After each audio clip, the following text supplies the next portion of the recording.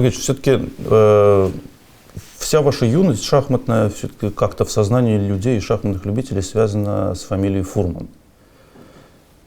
И, ну, в общем, легендарный. Да, с 17 лет. Да, легендарная личность. Я недавно с удивлением для себя узнал, что он был очень сильным шахматистом, поскольку в тени ваших успехов он стал только тренером как-то в сознании людей, а он, оказывается, играл в тех же турнирах с вами, ну, потом, и занимал там призовые места.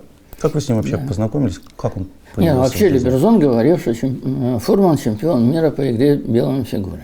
Вот так. Вот. И действительно, черными ему тяжело было защищаться. Вот, и как-то у него и репертуар был плавающий. А вот белыми Семен Абрамович, конечно, хватал в дебюте. И за счет знаний уже просто, не выпускал. Да? И за счет знаний, ну и он шахматист был классный. Но лучшие его годы и лучшие результаты пришлись как раз на годы сотрудничества со мной. Как-то так получилось, что он играл намного лучше, когда я был рядом. Как ни странно, обычно считают, что тренер успокаивает, да. А тут я успокаиваю. А его, да? Да, причем вот в те же самые годы он поехал, куда он, в Баку поехал, полуфинал первенства страны, ну и выходить в финал он должен был легко, у него не получилось, что-то там еще не получилось. И вот играет со мной, причем первый турнир мы играли вместе в Мадриде, там вообще битва за первое место шла, прям нас трое. Да, я, Тукмаков и Фурман. Причем только в конце я вырвался и занял первое место. Тукмаков занял второе, Фурман третье. Потом мы с ним соперничали за первое место в Любляне, Протороже. Он играл блестяще. А если ехал без меня, то играл посредственно. Поляница с Дрой, где-то он играл там. Он любил это место. И у него ничего не получалось. То есть ему нужен был комфорт душевный, видимо, который я ему где-то обеспечивал. Но ему спокойно было со мной, потому что он вообще по жизни был очень такой человек, не способный что-то сделать.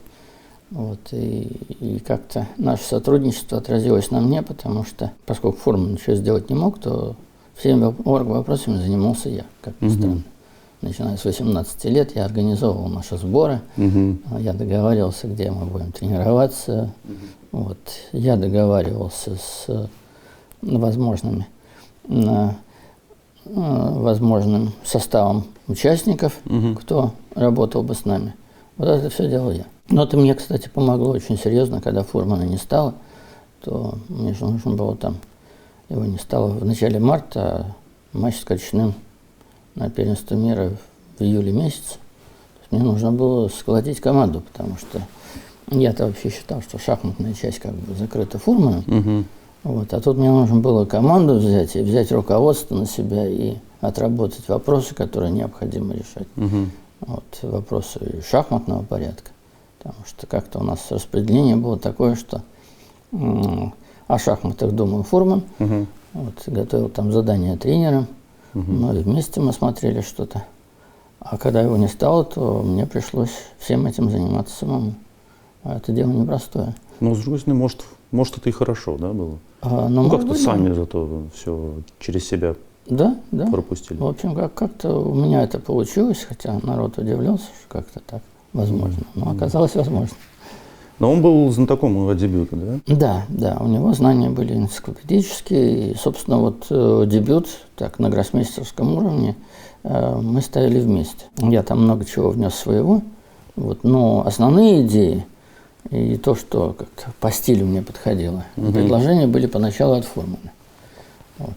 Ну, а потом уже мы вместе чего-то придумывали. Вот. Но главное, что мы достаточно много времени проводили, и получился тандем совершенно потрясающий. Ну, это фактически мой второй отец, так я могу сказать. В шахматах-то точно. Ну да. В шахматах, может, и первый тогда получается. Ну, в шахматах первый, да. Вот что. Ну, так что отец в шахматах это Фурман. Как-то все получалось, хотя были срывы. Но Семен Абрамович, он же очень тяжело болел, еще задолго до встречи со мной. Поэтому, когда мы познакомились, то он выглядел старше своих лет. Вот у него там тяжелая онкологическая операция была. Вот, ему сказали, что Обычно, к сожалению, люди после таких операций в течение 5 лет уходят, а если 5 лет ничего не вернется, то тогда нормально. И вот я помню, когда мы с ним познакомились, то он таблетки пил, и режим соблюдал, и не выпивал, а через 5 лет он пошел в разнос. Красиво. Вот. Но и он прожил, сколько он умер, вот в 1978 году в марте, операцию сделали, по-моему, в 65-м, если мне память не изменяет. То есть вместо 5 лет он прожил 13. Причем он спровоцировал болезнь. У нас был сбор в Кисловодске, там замечательные условия, какой-то у нас дом-вилла была. Вот. И на несчастье там были нарзановые ванны. Вот. И Фурману это страшно понравилось. Он каждый день принимал ванны. Я думаю, что нарзан вот спровоцировал рецидив болезни. Потому что он из Кисловодска поехал на матч Спасского с Кричным в Белград. Вот. Очень не хотел ехать. Но так спланировали, и у нас не было замены, а надо было посмотреть, что там происходит, иметь очевидца событий. Вот. И все-таки в последний момент он сказал, ну ладно, я полечу. И прилетел, и, в общем, он считал, что что-то он там не то съел. А на самом деле у него уже пошел рецидив онкологии. И вот последний раз я его видел перед отъездом в Бугойно в 1978 году.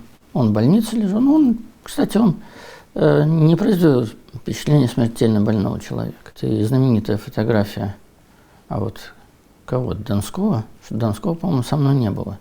Но вот когда он лежит в палате, в постели, и закурил, и у него как будто макушка курит. Знаменитая фотография. Да, это вот последняя встреча с Фурманом. Я улетел в Бугойно, причем врачи мне не говорили, что может наступить такое окончание жизни. Вот, и я получил вот известие, собственно, почему я не доиграл турнир, блиц-турнир Бугойно. Я там блестяще играл и выиграл его в мертвую. У меня, по-моему, отрыв был после первого круга, очка, наверное, на 2 от второго. Ну, и я там вообще бушевал. Вот, и пришло сообщение, что Фурман ушел. Вот, я бросил турнир, поехал на похороны. Ну вот, и успел на похороны. Но из Бугойна добираться тяжело было. На машине до Белграда, Белград, Москва. И он не чувствовал, он говорил, что ну вот сейчас с тобой поехать не смогу. Но правда он говорил, что может быть и на матч я не смогу поехать, но мы поработаем, подготовимся. То есть вот все так было. Достаточно оптимистично. А вы когда с ним познакомились, вы жили в Туле, да? Или уже? Да, нет, я в Туле жил. В Туле жили? В Туле, да. А когда семья переехала в Тулу? А семья в 1965 году. Мы такие жертвы реформ, непродуманных реформ Хрущева. Это безумное совершенно было решение Хрущева. Он разогнал министерство и сделал совнархозы. Но это вообще первый путь к развалу страны. Региональное хозяйствование, хозрасчет региональный. Вот. Ну и когда Хрущева сняли, то абсолютно правильно Брежнев и Косыгин тут же воссоздали министерство. Вот. А отец у меня работал главным инженером Южного Уральского совнархоза. Ну, коли совнархозы разобрали, то поначалу его вернули на завод, но место главного инженера было занято, и он несколько месяцев занимался кадрами. Абсолютно не его. Ну, профессиональный инженер, причем. Да, и вот он поехал к министру. Ну, министр его принял как высокого специалиста, и он сказал, что куда угодно, но только по своей специальности. Не хочу больше заниматься кадрами. Вот. И тогда ему предложили, ну ничего хорошего уже не предлагали, предложили убитое производство. Мы могли оказаться в Бийске, в Алтайском крае, в Пензе, но выбрали Тулу. Но Тула самое убитое было производство, потому что сняли все руководство завода за невыполнение плана, за провал всех показателей. И вот тогда заменили главного инженера, заменили директора и, по-моему, начальника производства. 3 главных руководителей завода сняли, да, освободили. Ну и, а выбрали, почему выбрали? Потому что сестра должна была поступать в институт, а Тула, в общем-то, не очень известно было, но Тула студенческий город, там сильный, особенно политехнический, сильный вуз. Вот, куда она и поступила. Ну и так я уже начал выступать в союзных соревнованиях. Ну, решили, что поближе к Москве меньше путешествий. Соревнований. Да. Так что вот, переехали в Тулу. Ну, как тяжело. Тяжело поначалу. Мы привыкали, потому что совсем другие люди, совсем другие отношения. Тула и Южный Урал.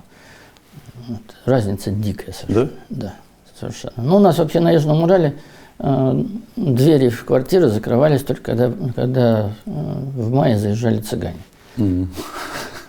Вот. А так, если и закрывали, то оставляли там под половиком ключи в квартиру. Ну, где-то. Хотя город большой. А в Туле вообще я впервые увидел, как люди, там, скажем, позвонил в дверь, и даже если они понимают, что это не бандиты, то все равно открывали и дверь на цепочке держали. И говорили через цепочку. Такое первое яркое впечатление после Урала. Шок такой. Да. Отношения, да, были другие между людьми? Отношения другие, но потом в тяжелых условиях климатических люди другие, потому что взаимовыручка, взаимопомощь, без этого не выживешь просто. Вот, как скажем, на крайнем севере. Если ты голосуешь, то любая машина остановится, потому что человек замерзнуть может. Да. А в центре уже не факт. Тем более сейчас. Даже если лежать будешь, не факт. Да. Но в Туле вы недолго прожили, получается, да? То есть... В Туле, ну, почему? Я закончил школу, 8, 9, 10 класс. 3 года. 3 года, да. 3 года. Вот, и поначалу у меня жуткие проблемы были с английским языком, потому что на Урале, ну, как и по всей России и по всему Советскому Союзу, обучение языку присутствовало, но у нас последний год уволился педагог, ну и у нас 1 года не было английского языка. А в Туле я попал к преподавателю очень хорошему. Правда, мы ее не любили, она нас держала в напряжении, а я вообще не люблю, когда так, вот, когда спокойно преподают и больше усваиваешь. Она там вот you must be ready, вот, в любой момент, и кого-то спрашивают, он не ответил, и тут же она поднимает, а может, ты вообще прослушал. Что он там спросил, какой вопрос задала. А если не ответил, сразу двойка. Двойка или выговор. И поэтому нервные такие уроки шли. Это говорит человек, который сыграл 10 матчей на первенство мира. Нервные уроки. Не, ну это не то, что не та атмосфера. Не та атмосфера, да. Вот, ну, мне пришлось даже нанимать преподавателя, вот, чтобы подтянуть английский язык.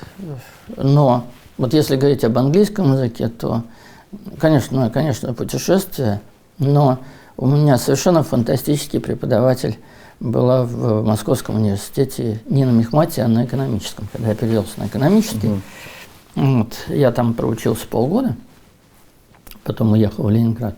Но за полгода она мне дала чутье языка, и, в общем-то, она научила меня писать и слышать.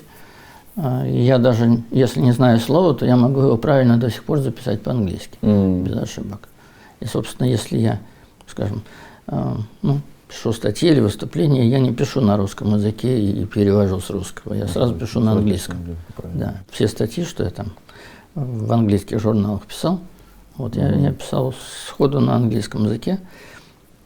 Ну, это, наверное, особый дар какой-то. Но это вот чисто благодаря этому преподавателю, просто потрясающий преподаватель. Я безумно благодарен, потому что когда начал ездить, ну, правда, меня еще так забрасывали. Я помню, что мы играли в Америке, в Сан-Антонио, турнир известный. Ну, там были Петросян, Керес. Ну, Петросян на языках не говорил, а Керес говорил блестяще на английском, и на немецком. И вот мы с ним полетели после турнира по приглашению Олимпийского комитета в Мехико.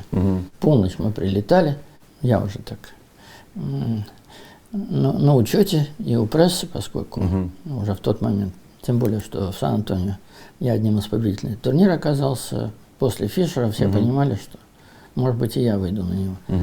Вот. Ну и пресса, естественно, встречает. А я с Павлом Петровичем, у меня с ним очень добрые были отношения. Причем как-то много забывается, но, скажем, первый взнос в его фонд Кереса сделал я. Вот, сделал я, и с того времени как-то и стали собирать какие-то средства. А тогда еще была жива его жена, Августа Петровна, по-моему. Да. Вот, и мы, кстати, с ней познакомились, когда поехали на юбилей Эйвы в Амстердам. Ну, поскольку Керрис с Эйвой дружил в 1976 году, это практически сразу после смерти Керриса. Он умер весной 1976 года. Вот, а это в мае месяце. Вот, и она рассказывала, как я там дико обрабатывала таможню в Москве. Вот, вот, вообще все перевернули. Причем вот, я просто удивился, но может быть потому, что на тот момент кто-то уже Эстонию не любил. Вот, чего к ней было приставать, нормальный совершенно человек. Но она рассказывала с возмущением, что в общем, она как-то очень тяжело выезжала. Вот, но так получилось, что и Эйва, собственно, это имел в виду.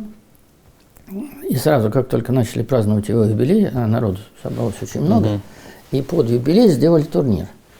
Кубок Эйвы, который я выиграл. Это 4 участника в 2 круга, да, 6 партий. Тогда Браун играл, Вандервиль, Тимон, по-моему. Такой состав был. Причем играли мы в замечательном месте. Вот, в Амстердаме, да? Да. Мы играли в музее Ван Гога. Вот, и вот то, что Филатов потом стал делать в музеях, это не его идея. Это первый раз вот мы играли в музее Ван Гога, а я тогда играл очень быстро, и мне доставляло особое удовольствие, потому что я делал ход и шел смотреть. Да? Там есть что посмотреть, да? Да, там есть что быстро играли, да, в юности? Я играл очень быстро. Да, собственно, я стал медленнее играть только после вот этих проблем нервных, которые случились в матче с Каспаровым. А так я играл очень быстро. Я никогда в цейтнот не выпадал. Причем сейчас спрашивают, а что так быстро? Я говорю, ну, если мне все ясно, что долго думать? Чуть думать, да? Но это все какая-то уверенность в себе. А мне кажется, что долго в цейтноты попадают даже не те, кто плохо считают, а те, кто не уверены в себе. Кто может быть, да. Так, а может быть, все-таки не так, а может, я где-то там что-то не вижу. Ну где-то обычно у меня оставалось не меньше часа, когда партия заканчивалась. Вот у меня всегда был запас времени. А вот из-за всех этих нервных передряг с Каспаровым, вот, может, не столько шахматных, а еще и всех других попутных, как-то у меня скорость игры упала резко. Андрей Евгеньевич, а вот у вас, знаете, вот мне рассказывали какие-то шахматисты, сейчас уже, наверное, не вспомню какие, что есть 2 типа мышления. Есть туннельное мышление и нетуннельное, условно, как-то оно по-другому называется. То есть ты сразу видишь конечную позицию. Вот Гарри Киммич мне рассказал, что у него вот такое мышление. То есть он как-то сразу видит, вот что там условно там, у него там всегда жертвы какие-то, там конь вот должен оказаться на g6, и дальше он как-то подсчитывает варианты к этому уже к позиции окончательной, которую он видит в голове. А есть просто вот счет вариантов. Это как-то вообще соответствует действительности? Не знаю, может быть. Ну, возможно, что Каспаров хватало вот так. Нет, у меня как-то, у меня даже не конкретная позиция, а у меня планы всегда. Планы, что мне нужно сделать там. И жалко, что Игорь Зайцев так и не созрел. Он хотел написать книгу «Взаимодействие шахматных фигур». Вот, и он считал, что я чемпион мира в этом, намного опережавший всех других чемпионов. То есть, взаимодействие фигуры еще, мне кажется, видение всей доски. В том числе. У вас какое-то ощущение, по партиям ощущение, что вы как-то доску видите как целиком, как вот перед собой. То есть не части доски, как-то обычно шахматист сосредотачивается на какой-то части доски, где происходит столкновение. У вас как-то все фигуры, они по всей доске играют. Ну, наверное так. Скажем так, у вас счет вообще хороший был? Блестящий. Блестящий счет был, да? Всегда. С детства. Да. Хотя вы игрок очень позиционный. Но счет у меня был абсолютный. Вообще позиционная игра, вот мы в предыдущий раз говорили об активной позиционной игре. Вообще позиционная игра, это же на самом деле тот же счет и есть, просто очень короткий, да? А чем отличаются вот люди, имеющие понимание позиционное, что они ну как я считать-то мог, вообще без вопросов. Но я ограничивался, потому что я давал свою оценку. То есть вот если я видел, что перспективы есть, это одно из лучших продолжений, то я останавливался в счете. И, собственно, я думаю, что и сила шахматиста заключается не в том, что ты можешь посчитать там на 10-15 ходов вперед. Вот там всегда будут погрешности серьезные. А именно сила шахматиста в том, что ты можешь, посчитав, оценить правильно позицию, которая возникает. И поскольку в этом плане у меня проблем не было, то я особенно не затруднял себя длинными расчетами. Я видел свои возможности. Вот такая позиция, да. Она меня устраивает. Ну вы шахматист, который искали лучший ход, вот, или шахматист, который искал, скажем так, наиболее оптимальное продолжение просто в данной ситуации. Ну вот есть такая теория, знаете, что вот поиск лучшего хода. Вот там Гельфанд мне рассказывал, что вот у него такая, ну в некотором смысле болезнь, такой, искать лучший ход, вот, как в Советском Союзе учили. Нет, я не могу сказать, что я всегда лучший ход искал. Вот, ну, вопрос целесообразности. То есть, если ты видишь хорошее предложение и понимаешь, что у тебя прекрасные перспективы, то в этот момент искать лучший ход, значит, ты можешь попасть в цейтнот, ты можешь упустить. Ну и в этом, кстати, трагедия шахмат, что по времени проиграл выигранную позицию, получаешь тот же ноль, как будто ты проиграл партию по-настоящему. Ну, да, время – это трагедия в шахматах, это правда. Да. Ну, правда, сейчас, вот я этого не понимаю, как-то, вот при мне красота шахмат и оценка игры, они чего-то стоили. Сейчас вообще люди выиграл или проиграл. То есть у нас там было, причем на чемпионате Советского Союза, вроде выиграл, но при обсуждении, да что он там выиграл, зевнули ему. Или поймав какую-нибудь одноходовую ловушку, человек не увидел. Не считалось, подумаешь, да. выиграл, да, это не считалось. А сейчас как-то, выиграл. А как выиграл? Да не важно, как выиграл. Очко получил, и хорошо. Это не хорошая черта времени, я считаю. Но вообще шахматы же невероятно изменились. Изменились, серьезно. Невероятно изменились. Не только, понятно, что они изменились за время вашей жизни, вашей карьеры. Это, наверное, сложно сравнить. Вы начинали еще играть, когда, условно, за Смыслов еще играл. Я с ним играл, да, много партий. Смыслов. Ну, Ботвинник уже не играл, но Смыслов уже играл, ты там 7-й чемпион мира. А заканчивали вы играть, и вы еще с Карлсоном играли в Блиц. Да. То есть это как бы пол шахматной истории, скажем так. Ну, если брать чемпионов мира, да. Конечно, шахматы изменились, то есть спортивная составляющая, конечно, вышла на первый план сейчас. Но это, кстати, мне кажется, не так давно произошло. Нет, уже значительно. Да? Значительно, да. То есть в эпоху чемпионства Каспарова уже это произошло? Да, конечно. То есть это в 90-е годы, да, уже? Нет, но я помню как раз вот отношение Бариева к инциденту Каспарова с Полгар в Линарисе. Да, когда он переходил, да. Когда переходил, да. Но Боря вообще перепугался и сказал, что он смотреть не пойдет, потому что там... Гельфанд. Да. А там я спросил, чего? Он говорит, потом же меня могут спросить.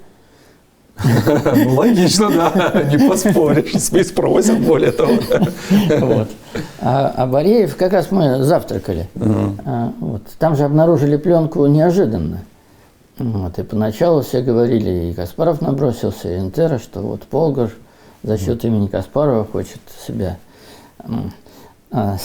отпиарить, да, в мире.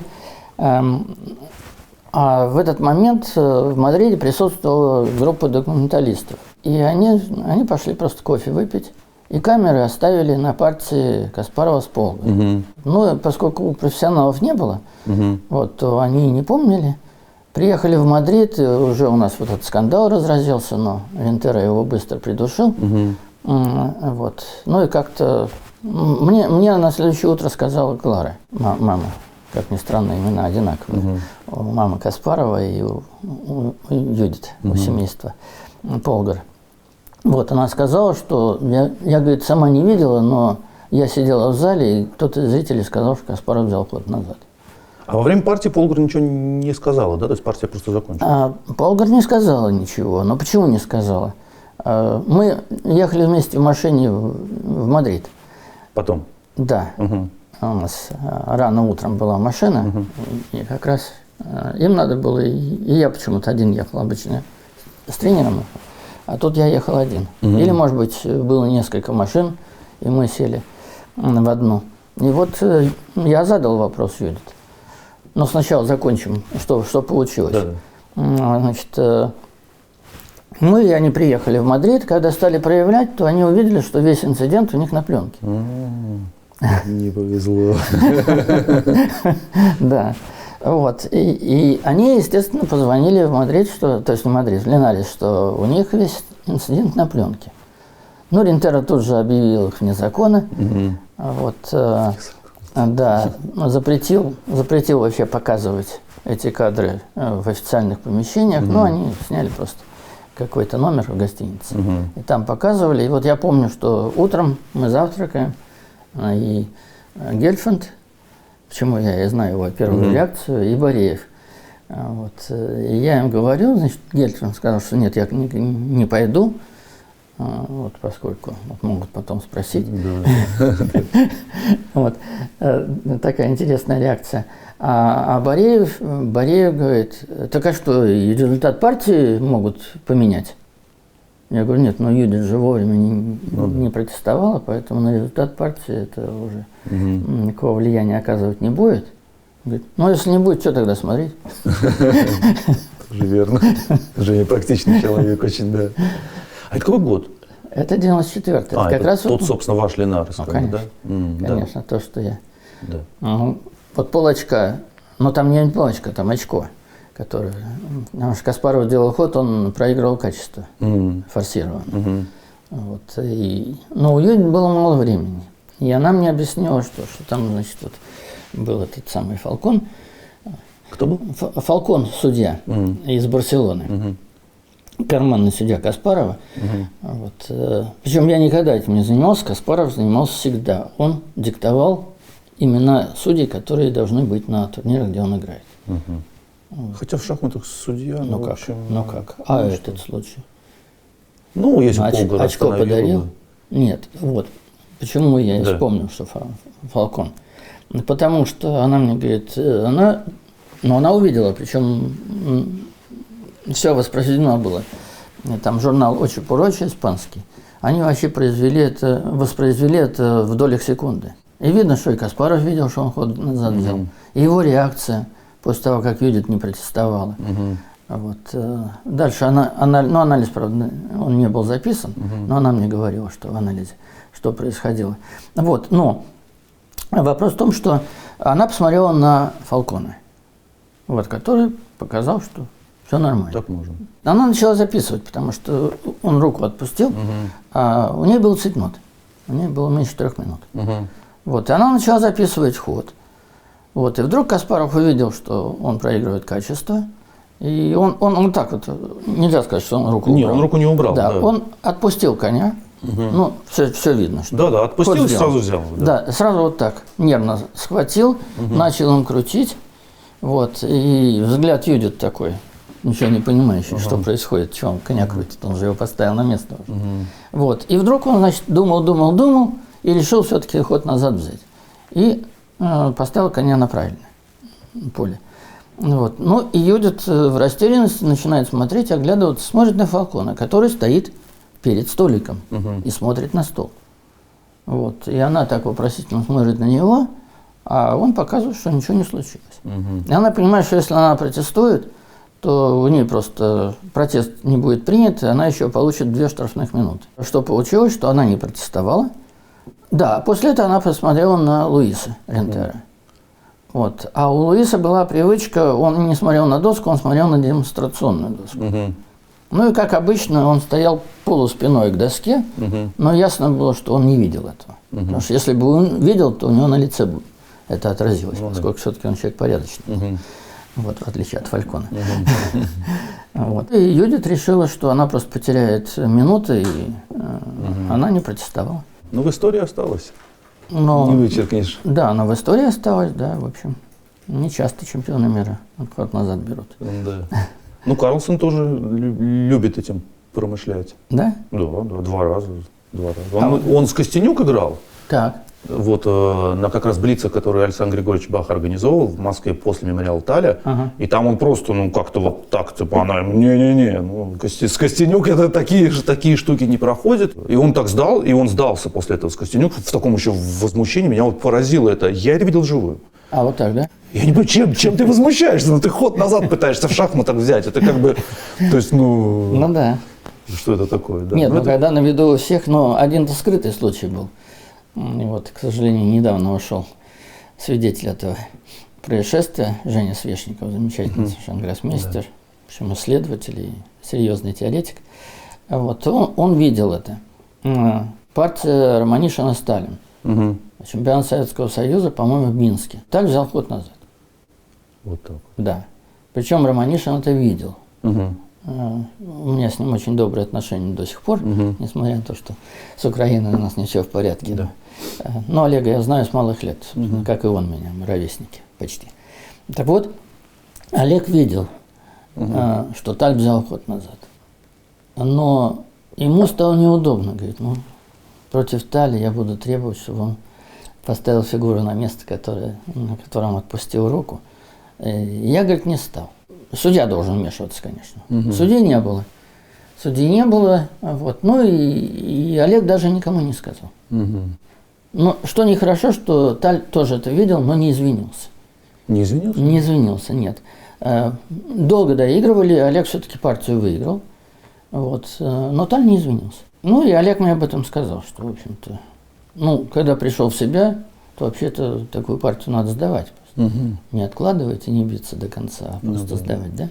Потому что, ну, в цейтноте там все бывает. Нервы, я что-то видел, как там была партия кого? Светина с Люблинским, что ли? Я не знаю эту Ну, историю. история совершенно гениальная. Договорились на ничью. Договорились на ничью. Для наших зрителей поясним, заранее договорились. Заранее, да. Да. Заранее. Вот. Ну, что-то и никому не надо было ничего. Они друг друга давно знали. Ну, вот. То ли силу решили сэкономить перед последним туром. По-моему, в предпоследнем туре. Вот, договорились на ничью. Ну и часто бывает. Я вот, если я договорился на ничью, то я всегда контролировал все равно. Я играл крепко, чтобы не Мало было ли что, фокуса. Да.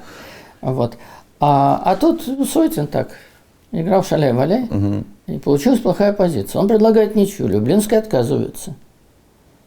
Вот. Ну и в конечном итоге партию выигрывает. Сойтин останавливает часы, на него набрасывается, говорит, ты чего? Мы же с тобой на ничью договорились. И вдруг тот говорит, извини, Леша, нервы. Леша, нервы. Это хорошая история. Это гениальный ответ. Просто, и, видимо, правдивый, я думаю, более того.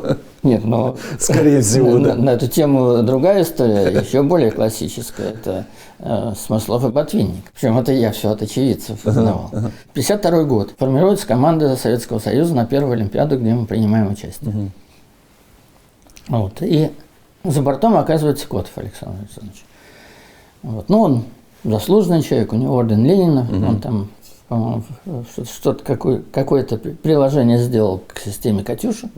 Вот. И во время войны, ну, орден Ленина, это великий орден. Да. Вот. Он там член партии.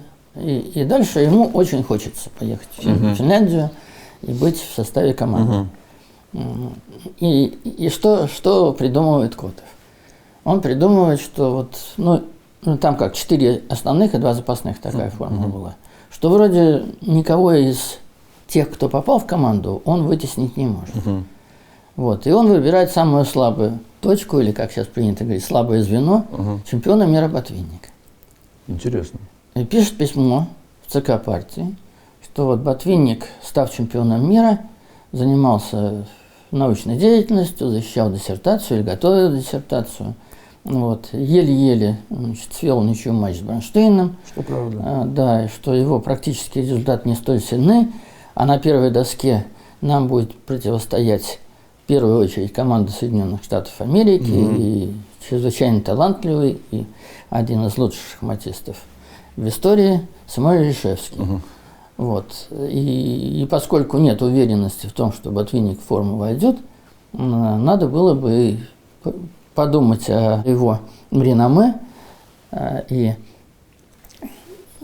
позаботиться о реноме и просто не брать его в команду. То есть написал донос, если говорить, называя вещи своими именами. Ну, такой... В некотором смысле. Культурный донос. Культурный донос. Вот. Дальше в ЦК партии, насколько я знаю, решения принимать не стали, потому что они ничего в шахматах не понимали. Но все-таки Ботвинник, известны там письма времен войны, когда Ботвинник писал Сталину. Известно, да? Это? Нет. Известно, Ботвинник жил в Перми, в эвакуации. Вот, в какой-то момент он написал, что, в общем-то, у него ему подарило, то ли правительство подарило машину, то ли как-то у него, в общем, Подарили после машину, Ноттингема, да. Да. В 1936 году. В 1936 году, да. Вот. И Ботвинник написал письмо Сталину, что вот образ жизни предполагает его передвижение, а передвигаться он не может, потому что у него нет бензина для машины. Угу. Что-то такое было, да. Вот. Да, да. И, опубликовано письмо Ботвинника с резолюцией Сталина. Какой? Выделить норму. Выделить норму. Да. Угу. Красиво. Вот. Ну и поскольку все-таки чемпион мира, ну и как-то Сталина побаивались все-таки, Да. а вдруг Ботвинник Сталину напишет. Вот. Поэтому никто не решился принимать решение, и они все это отдали на откуп шахматистам. Угу. И устроили голосование на 4. Минус Ботвинник. Нет, 5. 5 оставшихся. Но Ботвинник не голосовал, Да, естественно. да. Угу. Значит, собрали каким-то образом. Собрали, Ботвинник не знал, собрали 5 оставшихся. Угу. Вот, и попросили проголосовать. Но поскольку у Ботвинника характер был плохой, то многие были рады, что, значит, можно без него поиграть. Но получилось 2-2 и последний Смыслов. Да. Последний Смыслов, и Смыслов проголосовал за то, чтобы Ботвинника в команде не было. Вот так вот согласись. Да. И дальше, значит, но Ботвинник все-таки узнал. Угу. Узнал, и говорят, что на Гоголевском 14. Говорят, что в интересном месте, но не знаю. Ага. Но Ботвинник обращается к Смыслову и говорит: Василий Васильевич, ну как же вы могли? Причем не объясняет, что, но Да, понимают. да. Уже Олимпиада закончилась, все. Как же вы могли? Вот. Смыслов посмотрел, говорит: Михаил Моисеевич, никогда не думал, что вы об этом узнаете. Тоже честный ответ. А через год они уже играли матч на первенстве Через год мира. они играли матч через 2. Что получилось, что вот где-то, причем Свешников не сказал сразу, но потом. И Олег мне об этом говорил, и Свешников мне говорил, что он стоял в стороне где-то достаточно далеко и как раз смотрел на эту партию. Армани Шанталь. Армани Шанталь, да. И все видел, как Таль сделал ход, причем он реально отпустил руку. Вот. Потом немножко подумал, а Олег сидит напротив. Немножко подумал, не так, как у Каспарова, нервно схватил фигуру назад. А он немножко подумал, взял ход назад и сделал другой ход. Женя все это видел, Свешников. Вообще, вот, знаете, понятно, что это никак оправдать невозможно. В шахматах есть какие-то святые вещи, которые ты впитываешь с молоком шахматной матери. Брать ход назад туда нельзя. То есть, да. Причем, мне кажется, чем выше уровень, тем меньше, как сказать, вот, ни на каком любительском уровне тебе никогда не дадут взять ход назад. Просто, это невозможно себе представить. Просто уже как ход назад, ты где-то.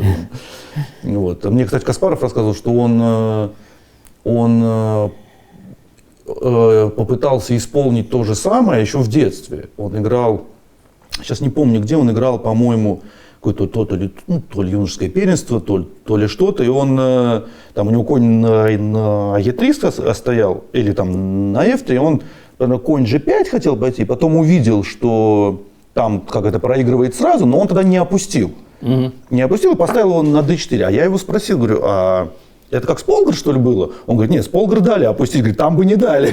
То есть там, понятно, что там соревнования такие, как бы юноши играют, то есть там бы не дали. Так получилось там, что, по-моему, с Павленко вот какой-то там был Кубок Гор, что-то такое там, я уж не помню, какие-то там юношеские дела. А вообще часто приходилось сталкиваться с такими вещами вам за карьеру? Нет. Нет, с какими-то подобными вещами, скажем так. Нет. Нет, да? Нет, вот 2 случая, то, что я... один я не был очевидцем в Минске, а другой я просто был очевидцем. Да. Я узнаю только эти 2 случая, знаю случай с Карлсоном. Я так больше, что, собственно, и так вот, если взять историю шахмат, которую мы как бы знаем из книг, журналов и фильмов, то есть больше такого такого нет. Я не знаю, да.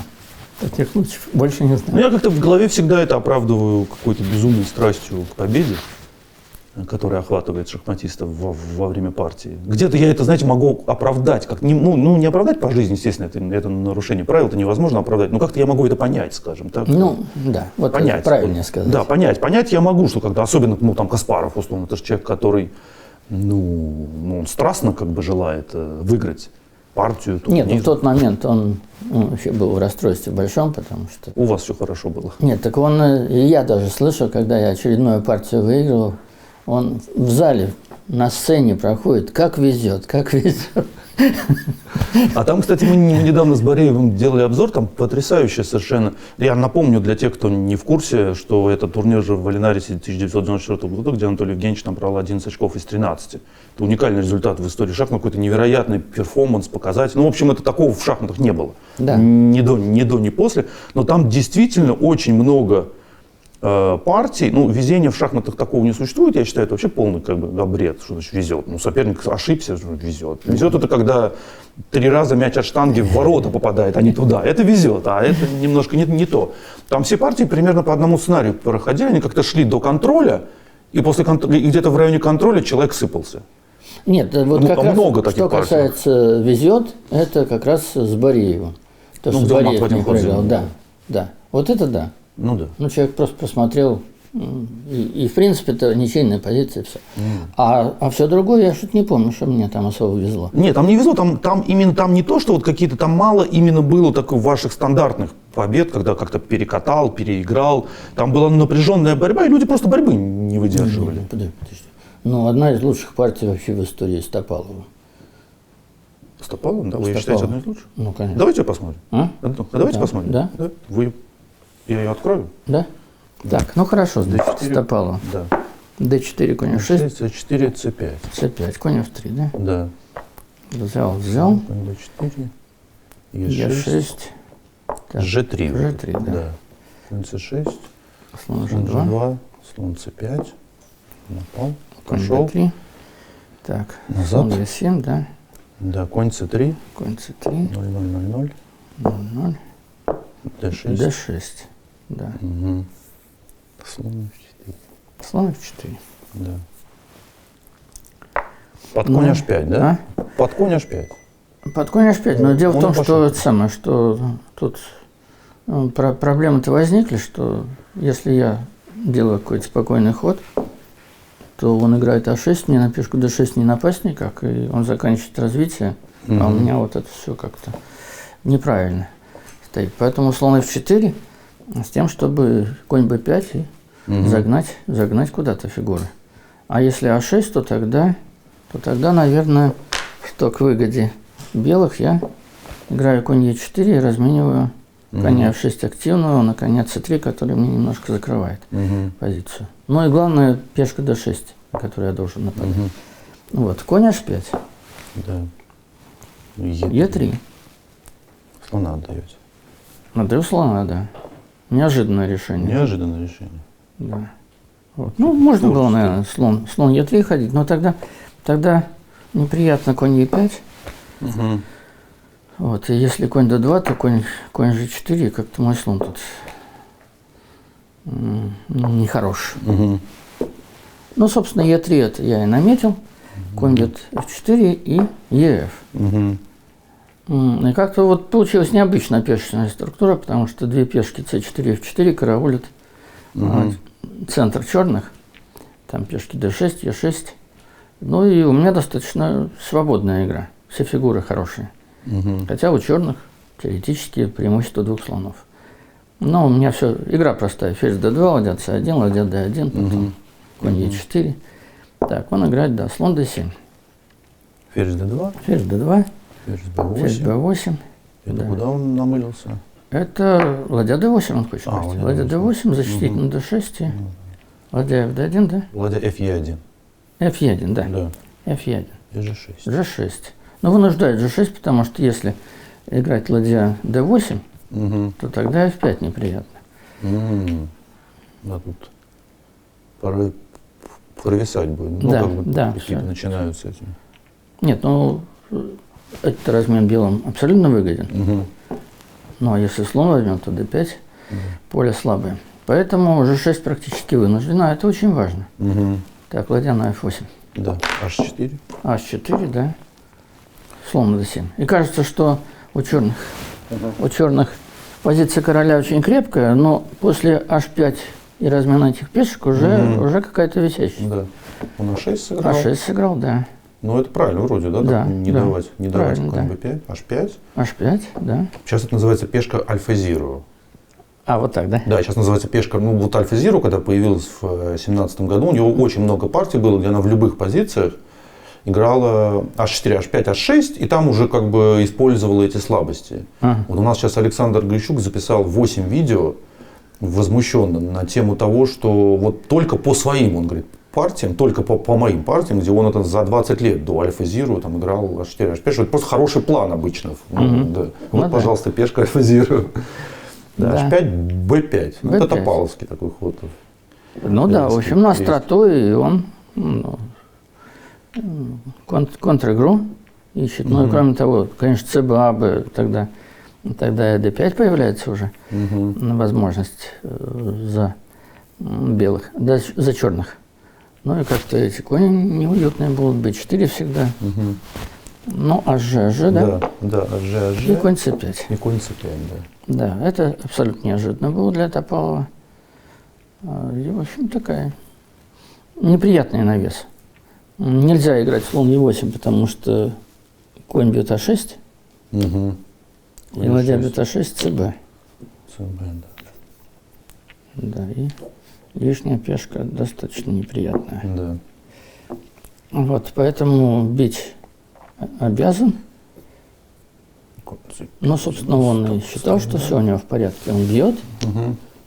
я бью ферзем Слона. слона, Угу. ладья c8. Ладья c8. Коня надо Ну, защищать. теперь, да, теперь, если слон бьет c6, то тогда ладья а7. Угу. Он отыгрывает назад, Да. и у него, в общем, все хорошо. Слон отличный. Ну и король хорош. Но он не ожидал следующего. Опять же это. Это да. Ладья бьет e6. 6 красиво. Да. Ну, если бить, то тогда все тут разваливается, да? Если бить, то ферзь бьет, и слон бьет Да, и слон бьет c6. c6 сюда. Да. Все летит. Угу. Поэтому ход единственный. Ладья a7. Ладья а7. Мгм. И еще одна жертва. Ладья бьет g6. Обалдеть. 3 подряд. Да. А потом еще одну ладью Да. я пожертвую. Значит, ну, Это, бить. может, единственная партия, где белые жертвуют две ладьи. Угу. Так, мы уже бить надо? Да. Потому что если не бить, то там мат. Мат выходит. Если король h7, тогда ферзь. Но если король f8, то ферзь h3. Да. Взял ферзь h8, и слон опять мат. Угу. Такой тоже красивый диагональный мат. Угу. Вот. А если король h7, то тогда шах. Король бьет g6 ладью. Ну, поставим, чтобы Да. видели. И король бьет ладью, слон e4 шах. Куда бежать, то уже не. Но король уходить не может, потому что мат. Ферзь h7. Ферзь h7 и h6 или h8. Да. Надо играть f5. Ферзь бьет. Король сюда. И теперь Как, как тут? угодно. А, Конь d5. Ну, шах, Ну да, на всякий случай. да, уходит сюда. И теперь какой ход? Наверное, можно шахи еще дать. Шах-шах. Например, Единственное шах, только- шах, слон d5. Слон d5, король g6. Ну, здесь наверное, это выигрывает. Угу. f5. Вот, поэтому бить нужно. Ладью. Ладья g6. Ферзь d6 шах. Король g7. И слон бьет c6. Так, материал, значит, что у нас случилось? Качества нет, да? Нет качества, да. Мгм. Ну, есть две пешки. И разноцветные слоны как раз здесь очень хороши. Угу. Это дает особые перспективы. Так, теперь Ладья что? d8. он Ладья сыграл. d8 он сыграл, да. cb. cb. Слон f6. Теперь бить нельзя, конь бьет b5, и слон на e7 висит. Слон f6. Так, Слон f6. Конь e4. конь e4, да. Ну, нельзя дать черным скоординировать фигуры. Потому что ладья e7 хотел пойти Топалов, тогда какая-то встречная игра могла получиться. Конь e4, абсолютно правильный ход. Да, конь 4. Слон d4. Слон d4, да. Слон висит, убрали. Слон d4, ba. Б, да. Ферзь b6 он сыграл здесь. Ну, завязал немножечко, да. Ферзь b6. Так, ладья d1. Ладья d1. Ферзь a6. Ферзь a6. И Ладья бьет d4. ладья бьет d4. Да. Вот. То, по-моему, тут глаза уже на лоб полезли. Да, две таких жертвы. Да. И ладья бьет Ладья d4. d4. Ферзь e5 шаг, да? Нет, Или ферзь f6, Ферзь король f6. g8, ферзь g6. А, начал собирать материал, король да. f8, ферзь e8, Да. король g7, ферзь e5, король g8, конь f6. Тут так все гармонично заходит. Король f7, слон e8, класс. Король f8, ферзь c5, шах, Да. ферзь d6, Да. Ферзь бьет а7. Ферзь бьет f6. Да, И слон h5. красивая партия такая. Сейчас. Да, слон h5. h5. Ой, сори. Угу. Да, слон Ну, h5. чтобы надо один шаг не было. Ладья d2. Ну, что там, b3 я пошел? Спокойно. Спокойно, да. Спокойно. Да. Это карповский ход. Ладья b2, это уж какой-то там. Ну, а что делать? Ну, Главное, что ферзь привязан. f7 мат. Да. Ладья b2. Король g2 сдался. Король g2 и сдался. Да. Да. А, Сколько что-то- жертв. Да, красивая партия. Не характерная для вас такая. Абсолютно, да. Да. Ну, Не характерная. Я очень доволен был. Да, это вот знаменитый турнир. В Валинарисе Да. 94. Не, ну, потом, если вспомнить, Белявскую я хорошо обыграл. Белявскую Причем тоже, это да, моя новинка в Каталонии была Мгм. за белых. Вот, и что там? Ну, нет, там партий-то немало было. Ну, там вы столько выиграли, что там на любой вкус. Там и позиционные, и такие, и сякие. Да. Ну, собственно, и с Каспаровым у меня стоял выиграно. Я что-то ему пешку подзевнул. Причем в его цейтноте. Мгм. Просто не увидел элементарно. А так у меня выигранная была. Ну, сначала он мне зевнул, конечно, белым. Мгм. Слон бьет А3 там. Да. Посмотрел. Мгм. Я поверить глазам не мог, что человек зевает. Что происходит? Да?